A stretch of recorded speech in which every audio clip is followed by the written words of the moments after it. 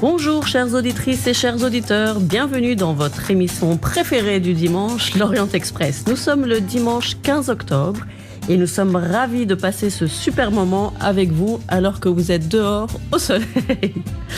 Alors nous vous avons préparé une émission très fascinante avec un dossier de la semaine assez intéressant qui au final touche à beaucoup de problématiques, ainsi qu'un agenda des sorties assez fourni. En effet, à Bruxelles, beaucoup d'événements ont lieu en relation avec le monde arabe et spécifiquement le Moyen-Orient. Je tiens d'ailleurs à saluer le travail de tous les organisateurs ainsi que les pouvoirs publics qui permettent de développer ces projets, mais aussi le public qui est toujours au rendez-vous et qui encourage à encore plus de projets et d'idées. Comme tous les dimanches, je suis accompagnée de la réalisatrice Myrna Nabhan. Hi Myrna, kifek. Hi Majouline, bonjour à tous. Alors ça va, quand il fait beau comme ça, on est tous heureux. Et j'espère que tout le monde profite bien de l'été durant l'automne, là justement d'ailleurs. Mais bon, ça va pas durer malheureusement. Mais c'est mieux que rien. Donc voilà. Et donc je vous souhaite la bienvenue à tous à bord de l'Orient Express. J'espère que vous avez passé une super semaine et que vous êtes prêts à nous accompagner de nouveau dans un voyage à travers le Moyen-Orient. Alors, au sommaire de cette émission, tout d'abord on va jeter un coup d'œil sur les médias. Puis après on va s'envoler à la découverte de Dubaï, la cosmopolite.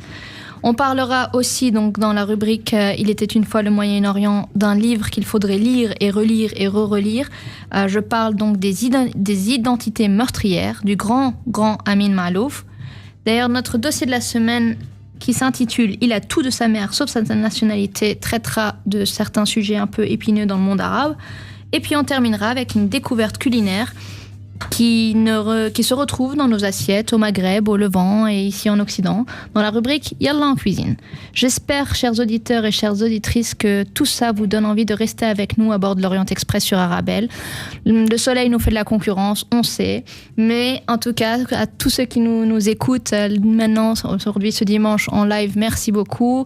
Et merci à tous ceux qui nous écoutent aussi lorsqu'il va pleuvoir en podcast dès demain. Merci à tous et d'être de plus en plus nombreux au fil des émissions. Donc, comme Majouline l'a mentionné justement en introduction, elle nous a parlé d'un agenda très chargé. Et voilà, elle va nous donner les détails maintenant. Tout à fait. Alors, déjà, il y a un événement à Anvers. C'est en néerlandais, mais je pense que ça vaut le coup d'y aller. Donc, ça commence le jeudi 19 octobre jusqu'au samedi 21 octobre. C'est le Moussem Répertoire. Donc, Moussem, c'est un centre d'art, on va dire, arabe. Et répertoire, c'est parce qu'en fait, Moussem, il y a 2 ans, a commencé un projet de renouveler le répertoire théâtral et littéraire arabe. Et donc, c'est pour ça et c'est pour ça que ça s'appelle le Moussem Répertoire, pour renouveler ses productions et aider aussi à la production de nouvelles œuvres et aussi traduire des œuvres d'auteurs arabes en néerlandais. C'est donc un festival de 3 jours avec des spectacles, des lectures de textes, des présentations de livres et aussi un programme parallèle pour s'approfondir sur les œuvres. Vous pouvez avoir toutes les informations sur moussem.be, donc moussem.be. Au Beaux-Arts, vous venez de l'entendre dans la pub, il y a la fameuse Soufi Night, ce samedi 21 octobre, qui, en fait, l'année passée, c'était un orchestre syrien qui était mis à l'honneur. Aujourd'hui, cette année, l'invité central de l'édition sera le chanteur pakistanais Faiz Ali Faiz, et c'est donc au Beaux-Arts ce samedi. Il y a aussi, mais ça c'est la semaine d'après, aux Beaux-Arts, une mise à l'honneur des écrivains arabes, car ils organisent un colloque sur la littérature arabe contemporaine, avec pour thème l'écriture comme acte de résistance. J'espère que, donc c'est la semaine d'après, et j'espère qu'on aura la chance peut-être dimanche prochain d'accueillir l'un des auteurs participants. Donc on essaye de vous préparer ça. Le colloque sera en français et aura lieu jeudi et vendredi 26 et 27 octobre aux Beaux-Arts.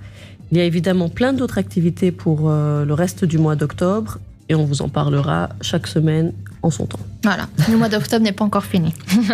Donc voilà, merci Majouline pour l'agenda culturel donc, de cette semaine. Et maintenant, on va passer donc à mon avis à notre première rubrique, donc un coup d'œil sur les médias. Donc ça donne quoi ton coup d'œil sur les médias? Qu'est-ce qui a fait polémique? Ou à l'inverse, qu'est-ce qui est passé inaperçu dans la presse cette semaine? Ben déjà, je pense que personne n'a raté l'information concernant le retrait des États-Unis, suivi d'ailleurs quelques heures ou même le lendemain, je ne sais plus, par Israël de l'UNESCO. La raison invoquée officielle était la mauvaise gestion de l'Organisation des Nations Unies pour l'éducation, la science et la culture, qui est l'UNESCO, et le fait qu'elle soit trop critique envers Israël. Mais Washington n'a pas non plus caché que sa décision était liée à ses inquiétudes concernant l'accumulation des arriérés à l'UNESCO, parce qu'on parle de 600 millions de dollars que Washington doit à l'UNESCO, parce qu'ils ont arrêté en fait leur contribution financière en 2011, lorsque l'UNESCO a admis la Palestine au sein de l'agence. D'accord. Donc c'est un peu une raison financière et aussi une raison politique. Mais qui reste lié donc au conflit israélo-palestinien principalement aussi. Oui. D'accord. Le départ ne sera effectif qu'en 2018. Donc on a un petit espoir avec la nouvelle directrice qui a été élue vendredi, la française Audrey Azoulay, qui est en fait l'ancienne ministre de la Culture sous François Hollande. Peut-être que cela permettra de changer cette décision. En tout cas, comme l'a dit un ancien pilier de l'administration américaine, Trump a trouvé le thème de sa politique étrangère, la doctrine du retrait. D'ailleurs, hier, il annonçait en plus de ne pas renouveler le deal avec l'Iran, alors que cette dernière en respecte les conditions. D'accord. Donc voilà, au niveau de la culture, c'est pas encore trop ça, on va dire, mais je pense qu'au Liban, la culture a quand même gagné un gros point. Tout à fait. Alors jeudi, le Conseil des ministres libanais a annoncé l'approbation de la loi de protection du patrimoine et des sites archéologiques. Bon, elle doit encore être approuvée par le Parlement libanais. Mais c'est vraiment une victoire. Cette nouvelle loi vise à protéger les bâtiments patrimoniaux, notamment à Beyrouth, en proie à la destruction en raison de la fièvre immobilière. Okay. Et c'est car voilà, ces dernières années, de nombreux bâtiments ont été démolis pour être remplacés par des gratte-ciel, au mépris vraiment de la valeur historique qu'ils représentent, notamment dans le centre-ville de la capitale libanaise ou encore dans les quartiers, par exemple à Mar Mikhaïl où une célèbre brasserie a été détruite. Il y a aussi des sites archéologiques qui ont été massivement détruits avec, par exemple, la disparition de l'hippodrome romain de Wadi Abu Jamil ou un port phénicien. Vraiment, il y a plein de sites qui ont été détruits pour construire des nouveaux bâtiments. Donc, Beyrouth a déjà perdu vraiment une grande partie de son patrimoine et ils perdent aussi les maisons traditionnelles. Leur nombre a chuté de 1200 en 1995 à 400 en 2010. Et le problème, c'est que voilà, il y avait vraiment une absence d'un cadre légal qui permettrait de penser à les protéger. D'accord. Et justement, en parlant d'investissement immobilier, je sais que ça bouge aussi un peu en Arabie Saoudite. En effet.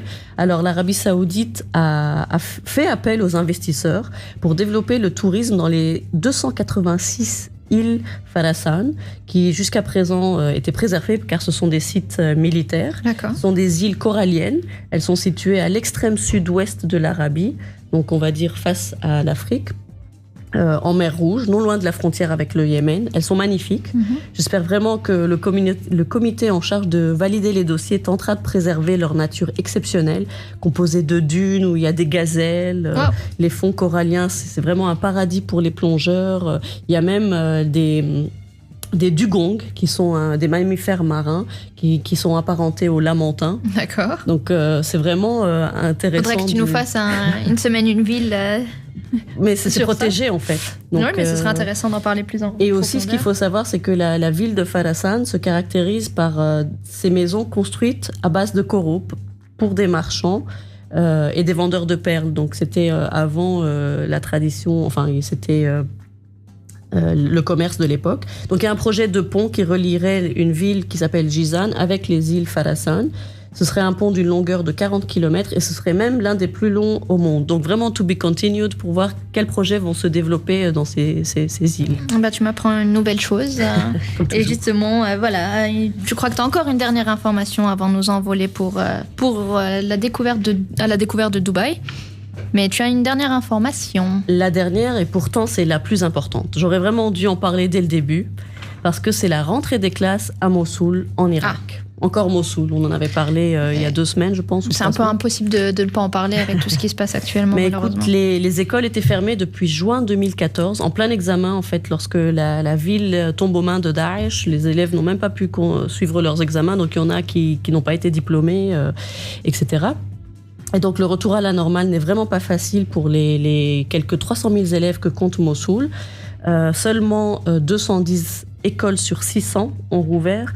Les élèves ont perdu 3 ans de leur cursus, donc il y en a qui sont devenus trop âgés, qui doivent basculer en cours du soir, mais eux ne sont organisés que 2 fois par semaine.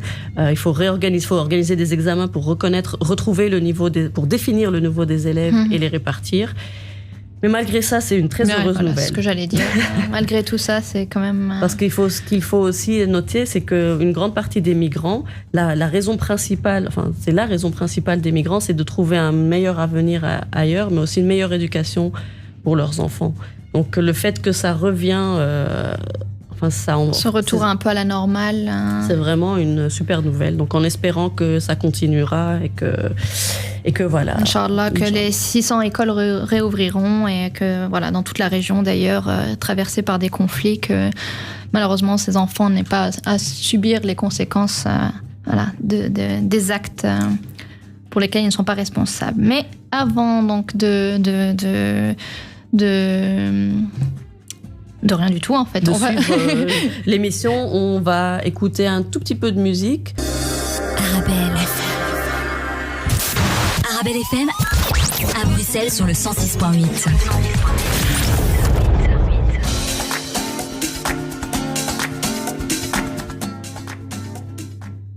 Rebienvenue, chers auditeurs, chères auditrices, dans votre émission préférée du dimanche, l'Orient Express. Comme a dit Myrna, on salue tous nos followers d'aujourd'hui et des autres jours de la semaine. Ça nous fait vraiment plaisir de savoir que notre émission est entendue chaque semaine de plus en plus.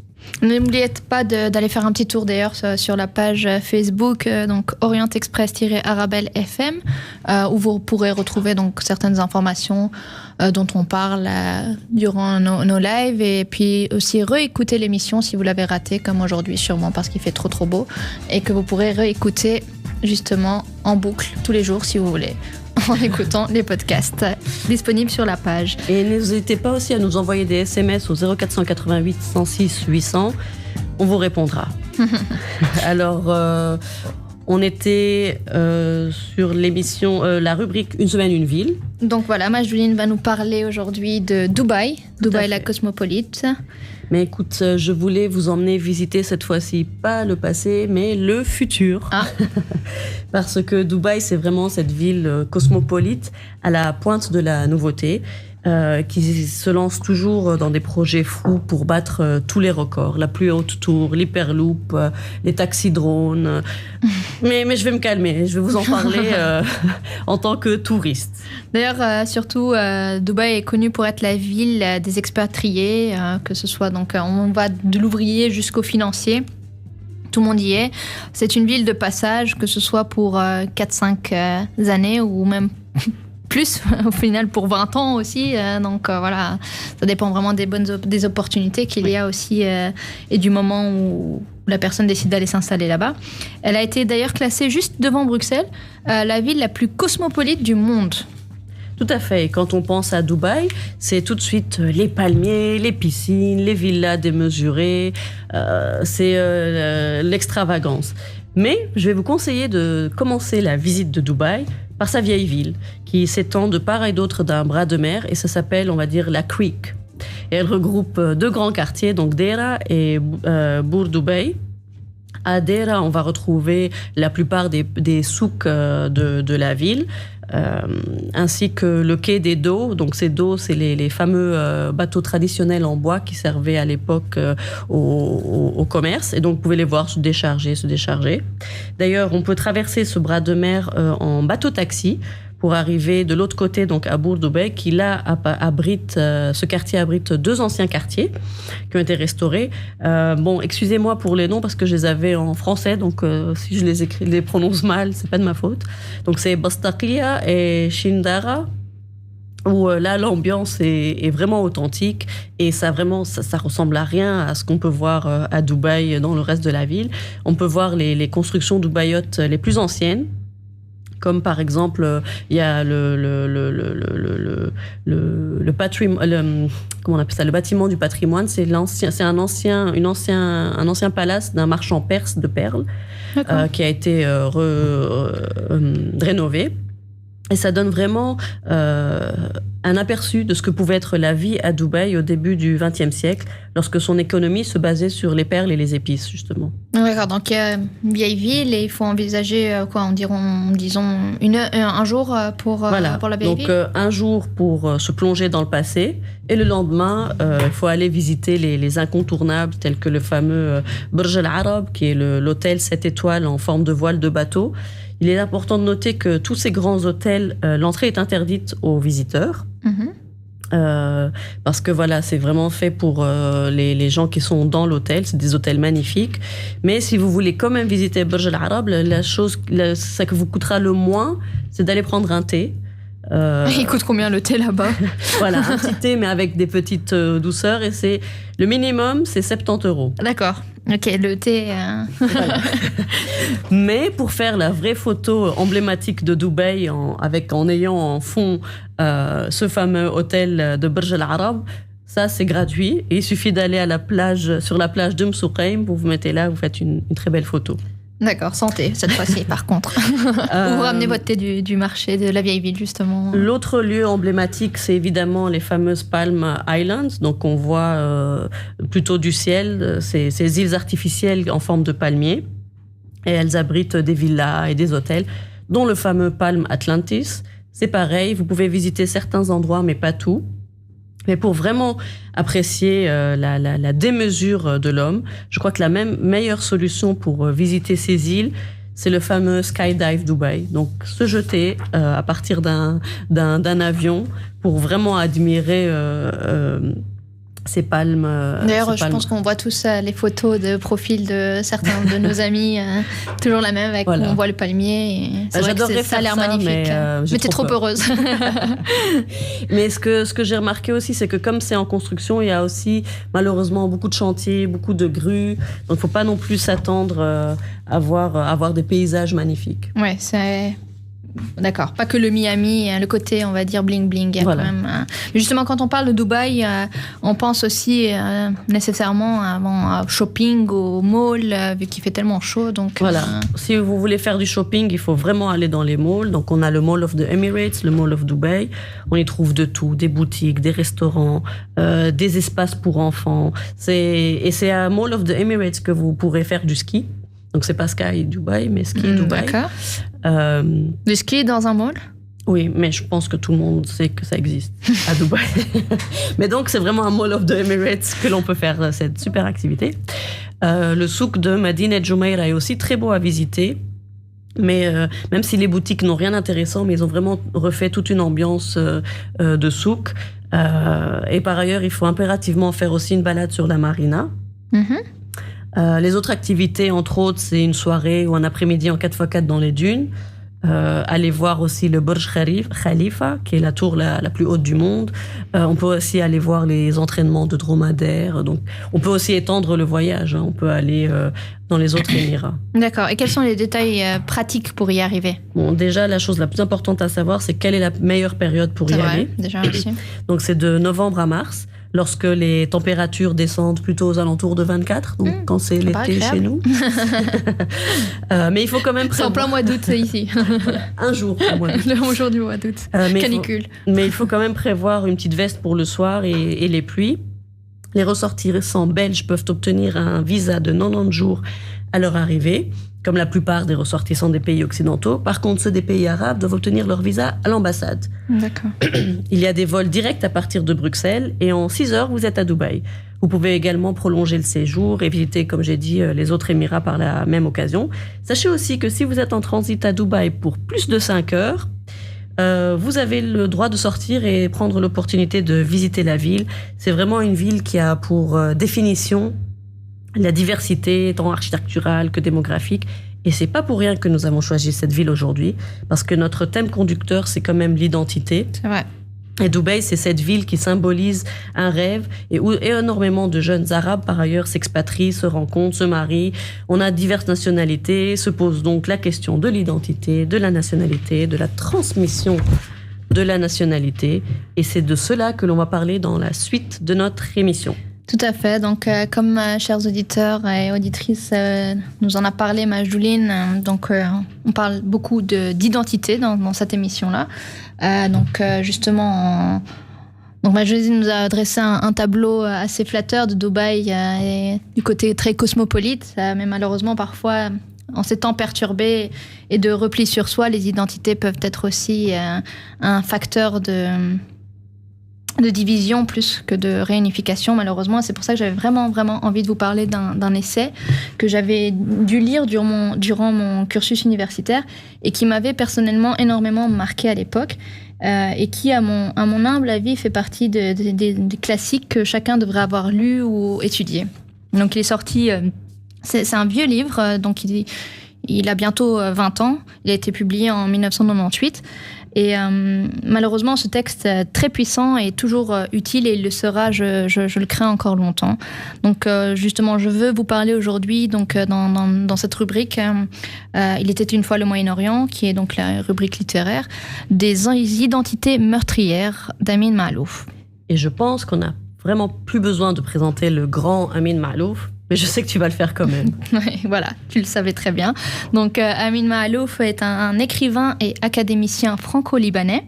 Ses romans sont marqués par ses expériences de la guerre civile, donc libanaise, et du thème de l'exil. Donc, on retrouve beaucoup ces thèmes dans ses livres, ces romans qui sont caractérisés entre autres par des voyageurs ambulants entre les différentes terres, les différentes langues et les différentes religions. Donc justement, il questionne d'ailleurs à merveille la notion d'identité et les conflits qu'elle peut occasionner dans son essai, justement, dont j'ai parlé, les identités meurtrières, pour lequel il a reçu le prix européen de l'essai Charles Veillon en 1999. Pourquoi ce titre, les identités meurtrières ? C'est vrai que identité meurtrière, ça fait un peu peur comme titre, mais ça attise directement en fait la curiosité du lecteur. Les identités deviennent ou peuvent devenir meurtrières quand elles sont conçues et pensées de manière tribale, on va dire. Et c'est à travers cette notion d'identité que l'on peut appréhender des conflits parfois sanguinaires. Et voilà, c'est des conflits que les identités peuvent créer aussi. Donc, il me semblait assez intéressant d'en parler. Et justement, dans ce livre, Maalouf s'indigne un peu des comportements humains, pas qu'un peu, en fait, il s'indigne carrément, donc des comportements humains lorsque l'affirmation de soi va souvent de pair avec la négation de l'autre. Donc, je ne fais pas un cours de philo, mais c'est vraiment pourquoi, justement, l'identité, qui est le fondement même de notre être, peut devenir la cause, voire l'instrument de la destruction de l'homme par l'homme, au nom de la préservation de cette identité même. Je sais que c'est un peu philosophique, mais c'est le but. Enfin, c'est ce livre en fait. C'est ça. Très prenant et il faut être concentré pour le lire. Il faut se concentrer pour le lire, mais c'est très intéressant. Oui, le sujet, c'est brûlant d'actualité. Malheureusement, oui. Alors qu'en plus, c'est ça qui est assez fou, c'est qu'il a été écrit à l'époque, le contexte était complètement... C'était il y a 20 ans. Oui, il y a 20 ans pratiquement. Le contexte était complètement différent du contexte actuel. Bon, les guerres civiles, les guerres au nom des identités, tout ça ont toujours existé, mais on arrive quand même à un point assez critique actuellement. Et justement, dans cet essai... l'écrivain, penseur et donc essayiste, qui lui-même est baigné dans la culture, a grandi dans la culture orientale et occidentale, se penche vraiment sur la question avec une sorte... Vraiment, il est objectif et il le fait avec beaucoup d'humanisme. Donc, c'est pas juste on lit et puis voilà, on se dit, ok, bon, c'est un cours de philo et basta. Non, c'est vraiment... On peut appréhender ces questions avec assez de facilité. Et justement, lui est convaincu que l'on peut rester fidèle aux valeurs dont on est l'héritier, sans pour autant se croire menacé par les valeurs des autres, au final. C'est ça, en gros. Et c'est vraiment à partir de son expérience personnelle, de la diversité de ses appartenances, parce que comme je vous l'ai dit, il est donc français, il est libanais, qu'Amin Maalouf a donc souhaité entamer cette réflexion. Donc il s'interroge, pourquoi doit-on forcément choisir une identité ? Pourquoi est-ce qu'à lui, on lui demande s'il est libanais ou français ? D'ailleurs, c'est une question à laquelle nous sommes souvent confrontés en tant que binationaux. Pourquoi est-ce qu'on ne peut pas se sentir les deux ? Pourquoi est-ce qu'on ne peut pas se sentir humain, tout simplement ? Donc, il s'intéresse au cas de travailleur immigré qui a quitté son pays pour des raisons économiques. Il n'est jamais considéré comme appartenant à la communauté de son pays d'adoption, mais il n'appartient plus vraiment à celle de son pays d'origine. Est-ce qu'il a perdu une partie de son identité en chemin? Comment se construit l'identité? Donc voilà, il y a toutes ces questions-là qui sont... Oui, c'est un thème assez complexe. Voilà, l'identité est complexe, elle ne se limite pas à une seule appartenance, c'est une somme d'appartenances qui font la richesse et la valeur propre de chacun, qui rend chaque personne singulier, et vraiment il essaie de montrer que la diversité est une richesse et non pas un poids. Et donc il le dit, l'identité n'est pas donnée une fois pour toutes, elle se construit et se transforme tout au long de l'existence. Et dans son essai, il dénonce justement les illusions, les pièges et les instrumentalisations. Et il dit voilà, à quel point c'est dangereux d'englober des individus sous un même vocable, de leur attribuer des actes, des opinions ou des crimes collectifs. Et voilà, comme on le voit actuellement, malheureusement. Oui, c'est vraiment... c'est fou, ce texte a écrit il y a 20 ans. Et en fait, il l'a un peu anticipé aujourd'hui, en 2017. Oui, c'est navrant. C'est vraiment navrant. D'ailleurs, je laisserai le mot de la fin à Maalouf himself, qui conclut justement son essai par ce vœu, où il dit qu'il espère que son petit-fils, qui sera devenu un homme, donc je suppose qu'il est devenu un homme maintenant, le découvre par hasard dans la bibliothèque familiale, il le feuillette, il le parcourt, puis il le remet directement à l'endroit poussiéreux où il l'a pris, en disant... Il s'étonne que du temps de son grand-père, on avait encore besoin de dire ces choses-là. Et je pense que voilà, il appartient à chacun de nous de faire en sorte que nos enfants ou nos futurs petits-enfants aient cette réaction d'étonnement quand on parle des identités. Tout à fait. Donc voilà. D'ailleurs, le dossier de la semaine parle des identités et nous, on en parle tout de suite, juste après. Arabelle FM. Arabelle FM. À Bruxelles.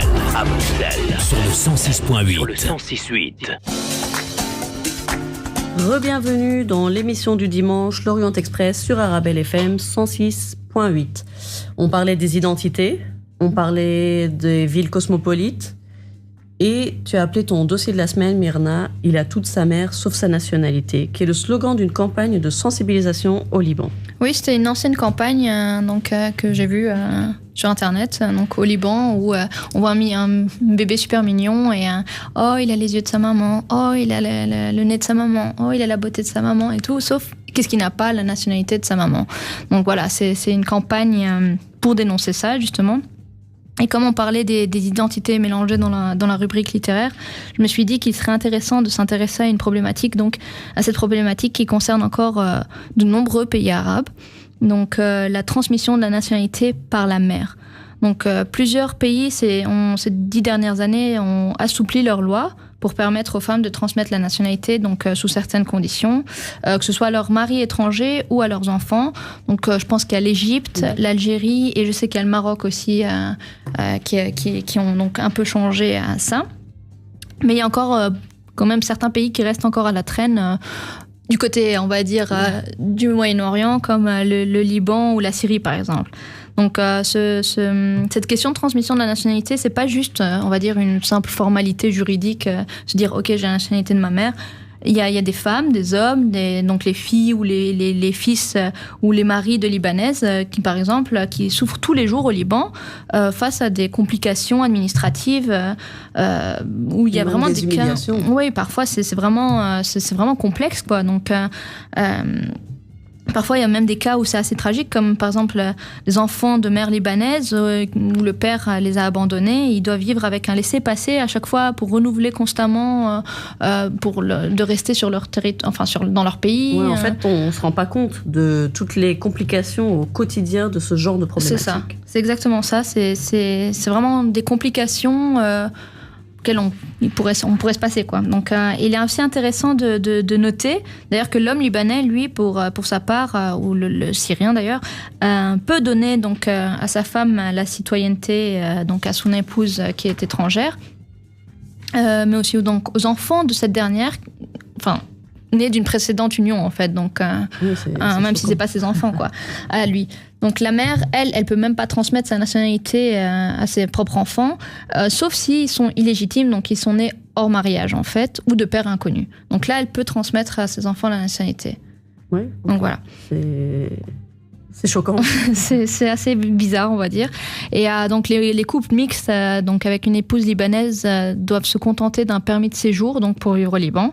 Les enfants nés dans le pays sont privés d'un accès donc gratuit à l'éducation et doivent à l'âge adulte demander un permis de travail, comme donc le rappelle. Ils sont considérés étrangers. Oui, voilà. En fait, ils ont une carte, je crois, où c'est écrit non libanais, en fait, et c'est sur ça qu'ils doivent renouveler à chaque fois. Donc c'est un combat vraiment qui date pas d'aujourd'hui non plus. Donc c'est le combat des femmes libanaises pour obtenir ce droit de transmettre leur nationalité à leur famille.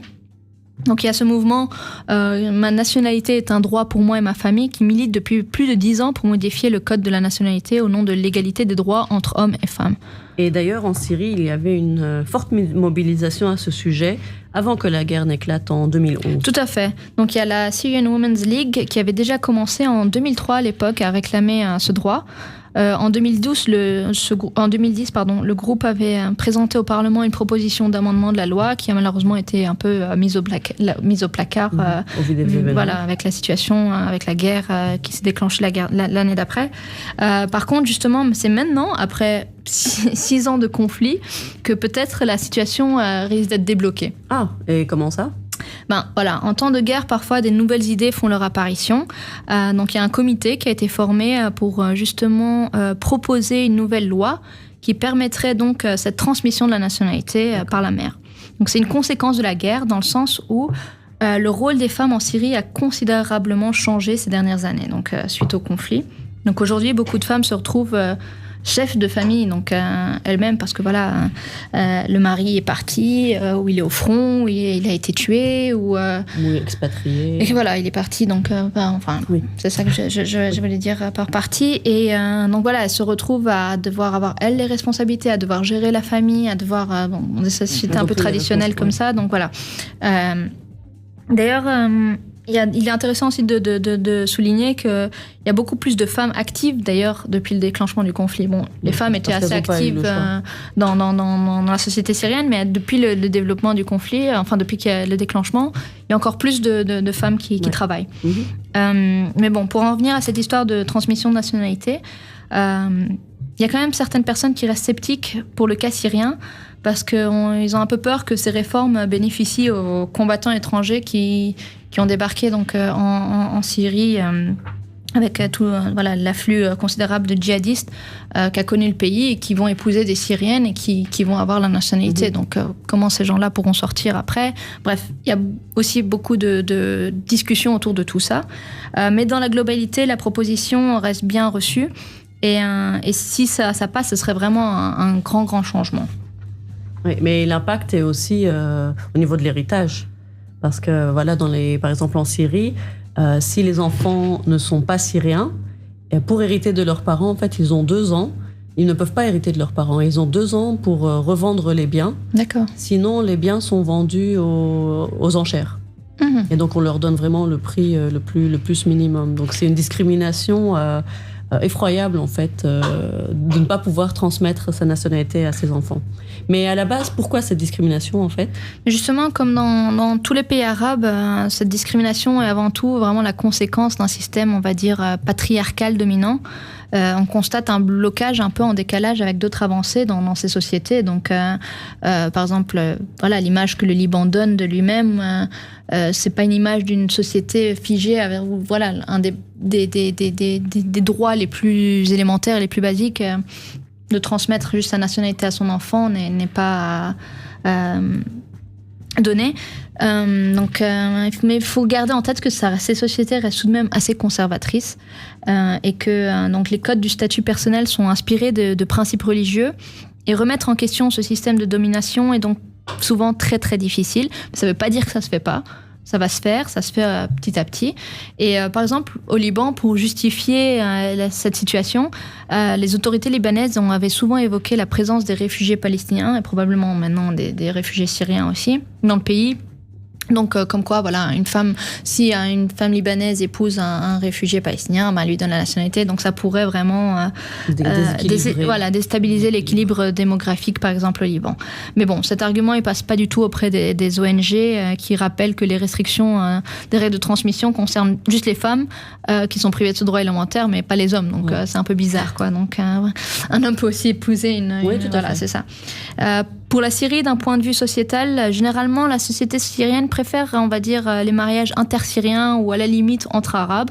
C'est vraiment un truc culturel, je dirais. Vraiment, c'est assez, voilà, c'est la société qui est comme ça et qu'il faut changer au fur et à mesure. Mais ça aussi, c'est problématique. Donc, quand je parle des mariages intersyriens, parce que voilà, si les mariés ne sont pas de la même confession, ça va faire encore d'autres histoires, mais ça, on va s'y intéresser dans un autre... Le sujet des mariages civils. Voilà, dossier de la semaine qui sera vraiment consacré à ça, par rapport au Liban, à la Syrie, donc les mariages civils, dans les prochaines semaines, sûrement. On vous promet qu'on ne fait pas exprès, qu'après avoir parlé des droits des femmes, on passe à la rubrique Yallah en cuisine. Mais c'est la structure de l'émission. Justement, Juline, qu'est-ce que tu nous as préparé comme plat ? Tu peux pas transmettre ta nationalité, mais qu'est-ce que tu nous as préparé comme plat à Alors découvrir aujourd'hui, ce dimanche ? on va parler de chouchouka. Shakshuka. Au Maghreb, il est mal écrit. Kawaj au Levant, ou en Belgique, chez nous, la ratatouille. Alors, qu'est-ce qu'il y a de plus traditionnel et évocateur des splendeurs de la cuisine méditerranéenne que la ratatouille ? Bon, la ratatouille, c'est un ragoût de légumes, tomates, aubergines, courgettes, poivrons, qui sont revenus séparément ou ensemble dans l'huile d'olive. Alors, on peut y ajouter de l'ail et aussi des oignons, des olives noires. Elle est répandue sur tout le pourtour de la mer Méditerranée. La shakshuka, c'est plus ou moins la même chose, mais sans les aubergines, je pense. Shakshuka, moi j'aime bien le nom, ça vient d'où ? Mais... Tu m'as beaucoup fait rire parce que tu le prononces très mal. Mais on pense que le nom du plat viendrait parce que j'aime pas ce plat, que le nom du plat viendrait de la langue punique, donc qui est la langue de l'historique et célèbre Carthage. Mais on croit qu'il pourrait aussi provenir du berbère, où on retrouve du berbère. Mais on retrouve aussi le mot shakshek en arabe tunisien qui veut dire remuer et mélanger. Mais même en français, j'aime bien ratatouille. Oui, alors ratatouille viendrait des mots ratatiner et touiller. Il a d'abord désigné en 1779 un infâme ragoût que l'on servait au bagne, dans les prisons, à l'assistance publique et dans les cantines militaires. Son abréviation rata a désigné à la fin du 19e siècle. Donc en argot militaire, c'était un mélange de haricots et de pommes de terre, et puis un mélange de légumes et de viande. Et cocorico, ce sont les Belges qui ont les premiers publié la recette officielle de la ratatouille, et il existe carrément un arrêté royal que l'on peut consulter dans un recueil du ministère de la Justice qui a été publié en 1850. D'accord. Pour la ratatouille. C'est pas mal.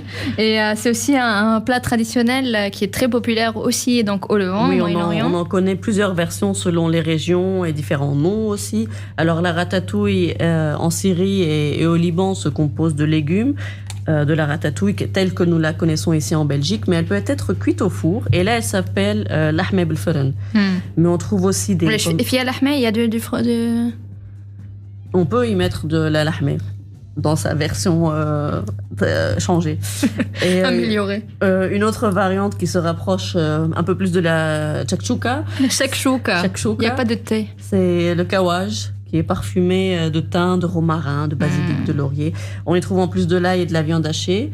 Et aujourd'hui, à la place de la traditionnelle semne, qui est donc ce beurre clarifié très utilisé au Moyen-Orient, on privilégie l'huile d'olive. D'accord. Alors c'est un plat qu'on sert accompagné de riz.